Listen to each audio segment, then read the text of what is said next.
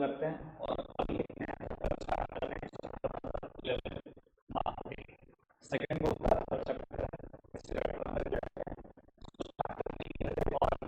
मतलब मैंने वैसे सोचा नहीं था कि मार्केटिंग को भी कहा है बड़ा एक बड़ा सोच लेकिन स्टार्ट करने की वजह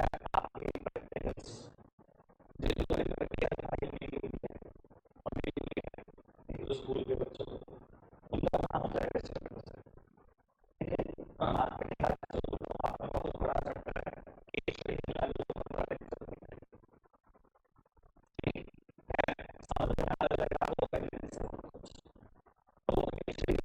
in the context of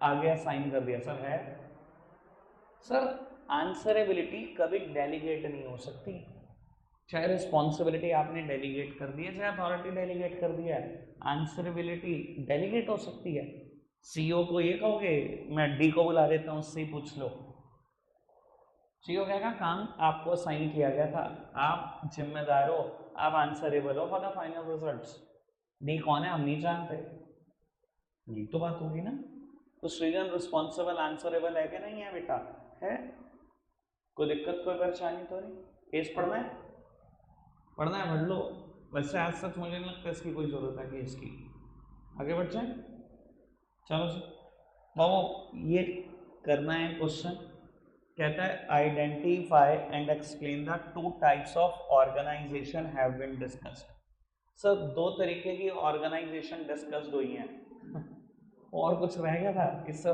formal informal case भी मत पढ़ो दो ही तरीके की होती है दोनों डिस्कस हुई हैं क्या तो डिफरेंस भी बता दो इनके बीच में तीन बता देंगे भैया मैंने एनसीईआरटी पढ़वा रखी है आपको फॉर्मल इनफॉर्मल के बेसिस पे 6-7 डिफरेंसेस सारे पढ़ाए थे ठीक है डन आगे बढ़ते हैं जी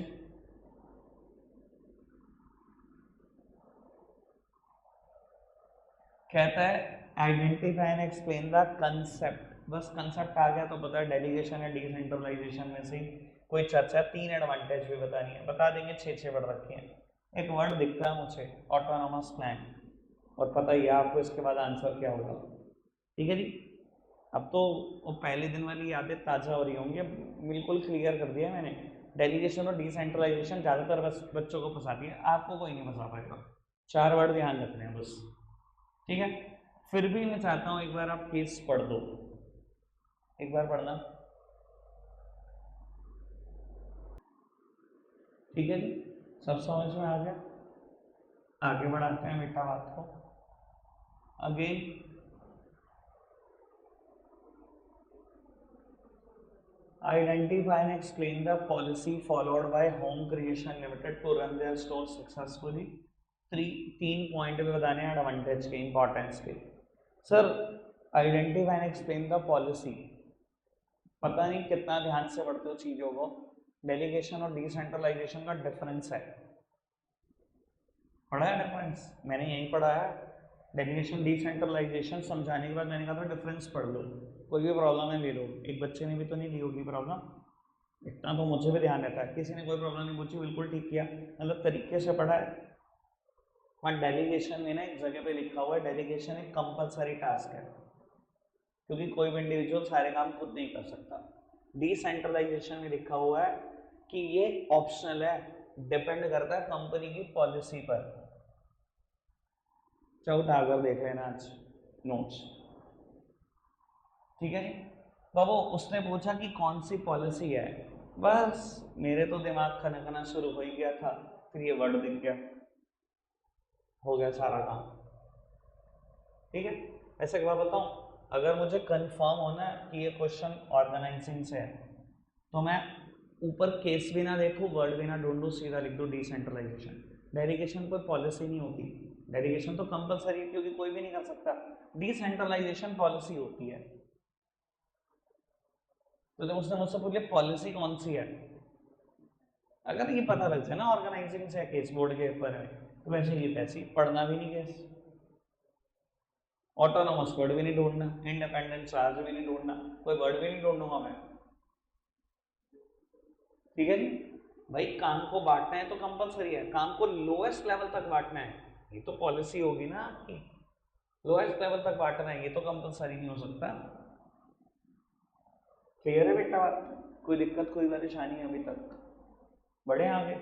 चलो बाबू अब आखिरी के दो क्वेश्चन में आंसर मैं नहीं करने वाला हूँ, ये इंपॉर्टेंट केस है और बढ़िया केस है, आपसे चाहता हूँ आंसर, मैं कुछ नहीं बताऊंगा, आप पढ़ो खुद से।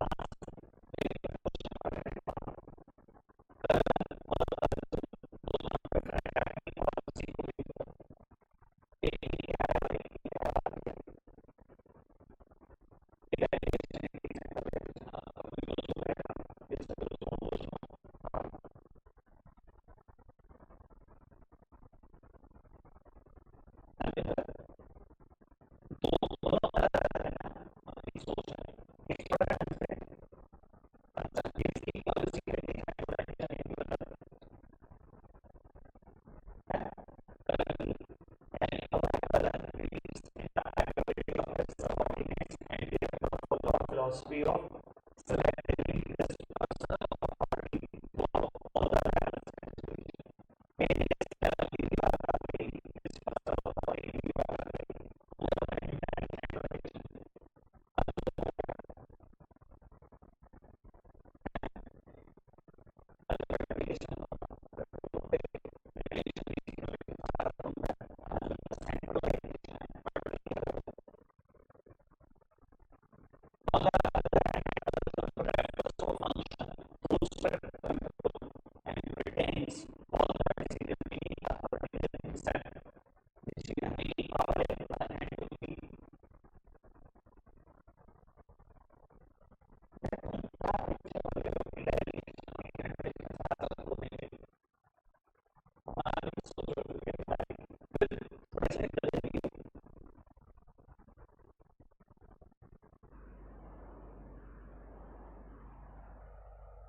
एक्चुअल बात बता रहा हूँ, ये तुम्हारे साथ दिक्कत नहीं है, ये सारी 12th क्लास के साथ दिक्कत है। इम्पेशेंट, चीजों को एनालाइज ना करना है, इन्हें लगता है हर वर्ड एक जैसा होता है, हर वर्ड। भाई एक बात बताऊं तुम्हें, पिछले क्वेश्चन में लिखा था आइडेंटिफाई द टू कंसेप्ट्स, और जब से कंसेप्ट वर्ड आ रहा है मैं हमेशा आंसर बोलता हूँ, या डेलीगेशन होगा डिसेंट्रलाइजेशन। उसने पूछा दो कंसेप्ट कौन से हैं, मैं तो बहुत समझदार था भाई, जब इसने पूछा दोनों की अलग अलग पॉलिसी है, मुझे पक्का बता रहा है डेलीगेशन नहीं हो सकता। तुम सोचते नहीं हो, तुम्हें लगता है हर वर्ड एक जैसा है, बस यही परेशानी है। तुम्हें लगता है कंसेप्ट या पॉलिसी सब एक जैसा, बस यही परेशानी शुरू हो जाती है। चलो खैर क्या कहूँ यार, कुछ चीज़ें वक्त सिखाएगा। बाबू चैप्टर नंबर 11 की बात कर रहा हूँ, सेकंड बुक का 3rd चैप्टर है, क्योंकि फर्स्ट बुक में हमारे पास 80 चैप्टर हैं। चैप्टर का नाम है मार्केटिंग। चैप्टर कहाँ से शुरू हो रहा है आपको नहीं पता, नोट्स भी नहीं चाहिए मुझे भी, आपको पता भी नहीं होगा कहाँ से शुरू हो रहा है। चैप्टर सीधा तो शुरू हो ही नहीं, पता ही आपको, ऑर्गेनाइजिंग लास्ट पेज से शुरू हुआ था। ठीक है जी, आओ सामने देखते हैं, समझते हैं। बाबू मुझे ना दो वर्ड के बीच में ना मतलब क्लियर करना है, one is selling and other one is marketing. मुझे वर्ड क्लियर करना है, जब मैं पूरी पीएचडी करा दूंगा तो मैं समझूंगा मेरा चैप्टर शुरू हो गया। बाबू असल में ना टिल 1991 इंडियंस ना ये फॉलो करते थे सेलिंग, और इनको ना कभी पता ही नहीं होता था बेटा कि ये सेलिंग है। इंडियंस इसको बोलते थे मार्केटिंग कर रहे हैं हम, कि हम मार्केटिंग कर रहे हैं। 1991 में बेटा जब एलपीजी आई, लिबरलाइजेशन, प्राइवेटाइजेशन, ग्लोबलाइजेशन की पॉलिसी इंडिया ने फॉलो करी। ग्लोबलाइजेशन मेरा ख्याल सब समझते होंगे यार इस लेवल पर, कि बेटा हम फॉरेन की सभी कंपनीज को, सभी कंट्रीज को इनवाइट कर कर आ गए कि आओ और इंडिया में गुड्स बनाओ और बेचो, पूरी आज़ादी दे रहे हैं हम आपको, ग्लोबलाइज कर रहे हैं। हमारे अपनी जो छोटी सोच थी कि इंडिया एक इकोनॉमी है वो ख़त्म कर दी, हमारे लिए वर्ल्ड एक इकोनॉमी है आज के टाइम पर। तो बहुत सारी कंपनीज इंडियन मार्केट में एंटर हुई आफ्टर ग्लोबलाइजेशन, और आज की तारीख में आप देखते हो कितनी फॉरेन कंपनी हमारे आसपास है। सर जब इतनी सारी फॉरेन कंपनीज आई तो एक्चुअली में इन्होंने हमें मार्केटिंग सिखाई, हमें कभी मार्केटिंग आती नहीं थी बेटा, आती नहीं थी इंडियंस को। मैं बिल्कुल फैक्चुअल बात बता रहा हूँ, पता करके देख लेना चाहिए अपने पेरेंट्स से। वो सेलिंग क्या होती थी और मार्केटिंग क्या होती है, एक फ़र्क समझ लेना बेटा। Selling activity starts with the production of product and end with their sales. बेटा ये ना प्रोडक्शन के साथ शुरू होती थी और बेटा सेल्स के साथ खत्म। यही थी बेटा मार्केटिंग, पुराने जमाने की मार्केटिंग, जिसको लोग बोलते थे मार्केटिंग कर रहे हैं। But marketing activity starts much before the production of product and continue even after their sales. Sir ये प्रोडक्शन से बहुत पहले शुरू हो जाती है और सेल्स के बाद भी खत्म नहीं होती। बच्चों के दिमाग में क्वेश्चन उठ रहा होगा, प्रोडक्शन से पहले शुरू हो जाती है मार्केटिंग, क्योंकि आपको पता है क्या पता है, आपकी जनरल साइंस आपके दिमाग में मार्केटिंग का मतलब पता है क्या होता है, ऐड करना। आपको यही पता है, बस मुझे पता है। आपके लेवल पे मेरी भी सोच होती थी, टीवी ऐड कर लिया, ये मार्केटिंग कर रहे हो, ये होती नहीं मार्केटिंग बेटा। Marketing starts with much before the production of product and continue even after their sales.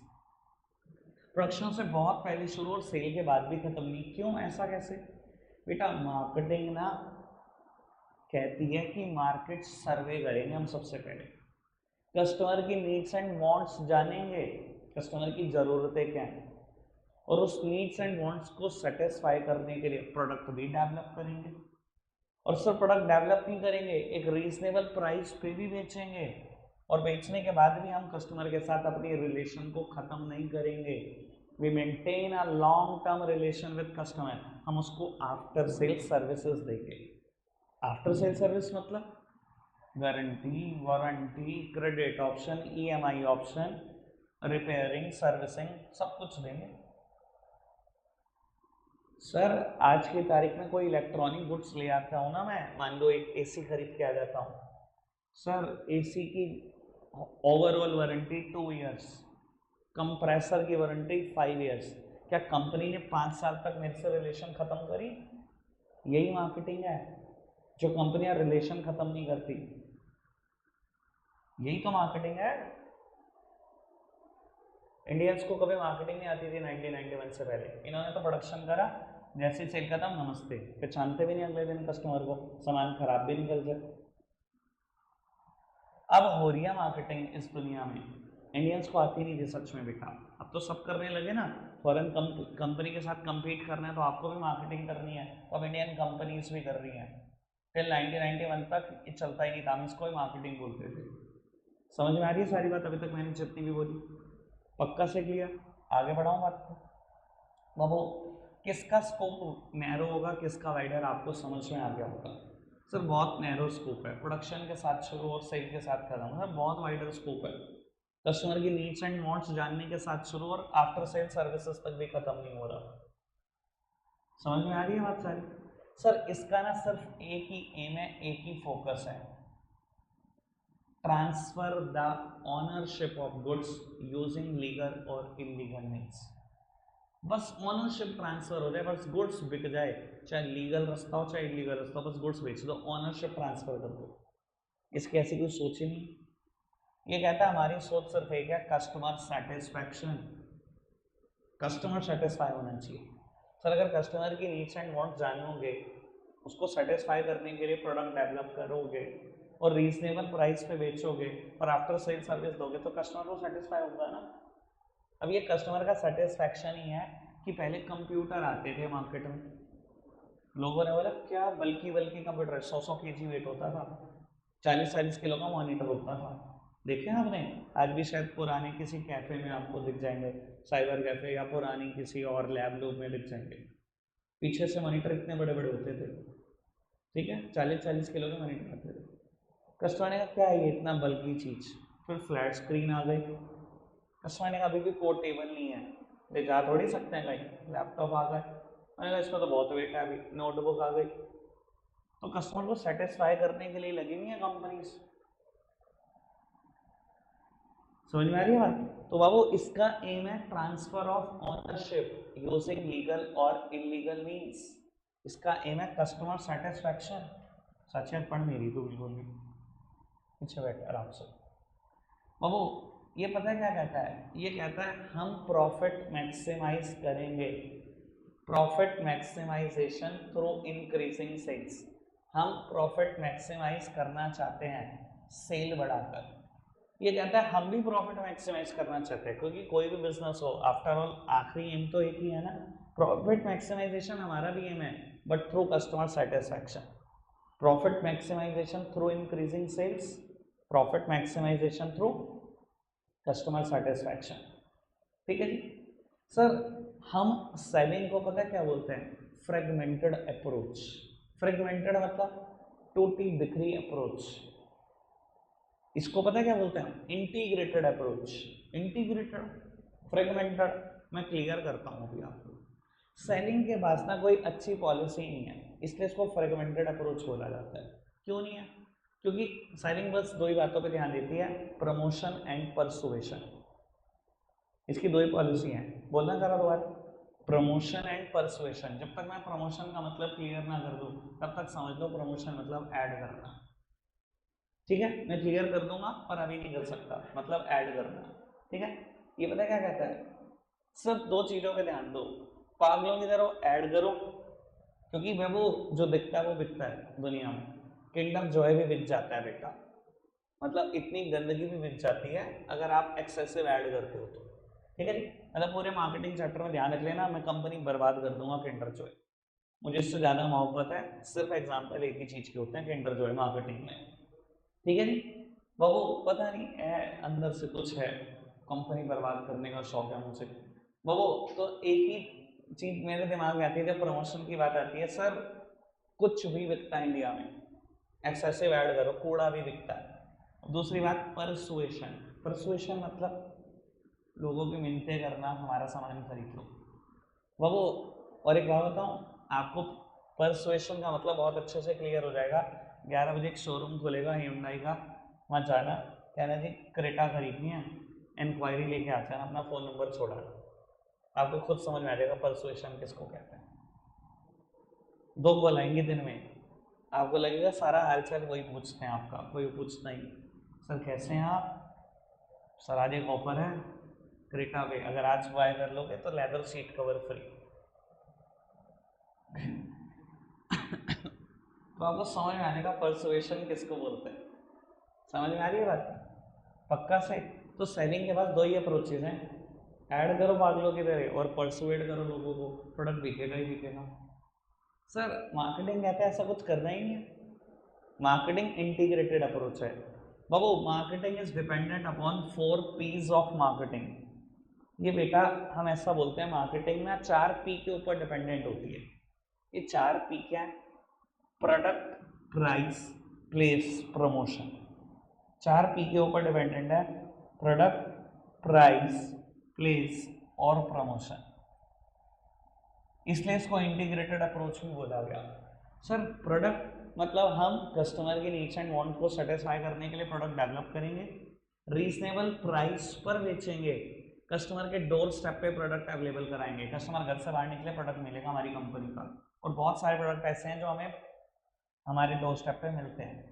Sir एक बात बताओ, जितने चिप्स के पैकेट हैं मिलते हैं कि नहीं मिलते, कहीं चले जाओ दुनिया के किसी कोने में खड़े हो जाओ, मुझे लगता है 100 मीटर के बाद एक दुकान आएगी जहाँ आपको चिप्स मिल जाएगा। Sir cold drinks, soft drinks मिलती हैं, ठीक है, बाकी कुछ गंदी भी चीज़ें हैं मैं उनका नाम नहीं ले सकता, सिगरेट सुगरेट ये सब मिलता है भैया, सब प्लेस के ही एग्जाम्पल हैं। तो सर हम कस्टमर की नीड्स एंड वांट को सेटिस्फाई करने के लिए प्रोडक्ट डेवलप करेंगे, एक रीजनेबल प्राइस पर बेचेंगे, कस्टमर के डोर स्टेप पे प्रोडक्ट अवेलेबल कराएंगे और इन सबके बाद हम ऐड भी कर लेंगे। तो सर ये ज़्यादा इंटीग्रेटेड अप्रोच है इसके कंपैरिजन में, इसके पास कुछ कुछ भी तो नहीं है, उल्टा सीधा प्रोडक्ट बनाएंगे किसी भी प्राइस में बेचेंगे, बस ऐड करके बेच देंगे किंडर जो, मतलब कोई लॉजिक ही नहीं है, 50-60 रुपए की चीज है ना, समझ सकते हो।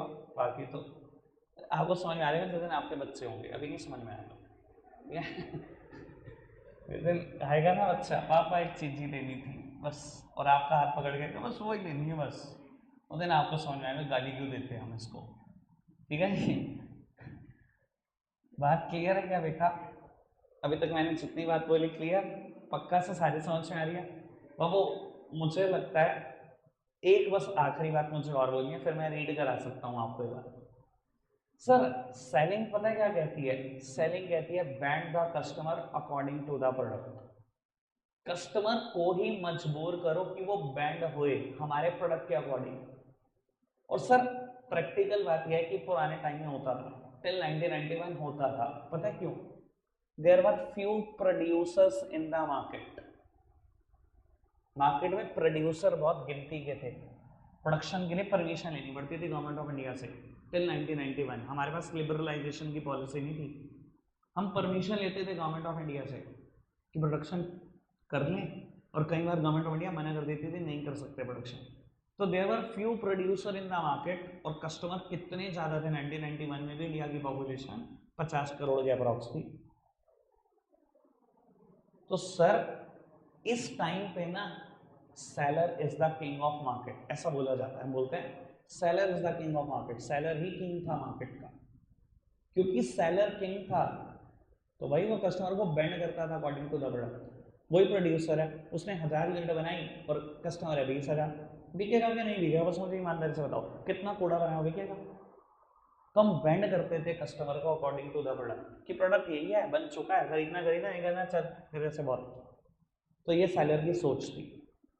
सर आफ्टर 1991 हम लिबरलाइज भी हो गए और ग्लोबलाइज भी हो गए। हम तो बना ही सकते हैं जितना मर्जी, फॉरेन से भी कंपनी आके बना रही है। सर अब सर प्रोडक्शन तो बहुत बहुत ज्यादा है और कस्टमर बहुत कम है।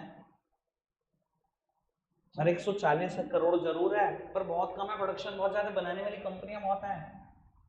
सर अब ये सोच हो सकती है bend the customer according to the product. Now the customer is the king of market. कभी seller is the king of market था, now the customer is king of market. Customer जो चाहता है वो बनाना पड़ेगा आपको। बताओ कौन सी ऐसी कंपनी है जिसको कस्टमर नहीं चाहिए? सबको चाहिए, तो उसकी नीड एंड वांट सेटिस्फाई करने के लिए प्रोडक्ट डेवलप करना पड़ेगा। अभी सोच खत्म हो गई bend the customer according to the product. Customer को बैंड नहीं कर सकते, अब आपको बैंड होना है कस्टमर के अकॉर्डिंग। 100% क्लियर। अब सिर्फ रीडिंग के ऊपर डिपेंड करेगा कि आपने कितना अच्छा सुना है, ठीक है, क्योंकि मैंने एक एक बात बता दी। बाबू नोट्स निकालो मार्केटिंग चैप्टर फटाफट से, बस 2-3 मिनट ही और देने हैं मैंने इस पे। नोट्स निकालो marketing chapter, page page number 120 के अप्रॉक्स होगा शुरू, शायद 122 102 102 पेज है भाई।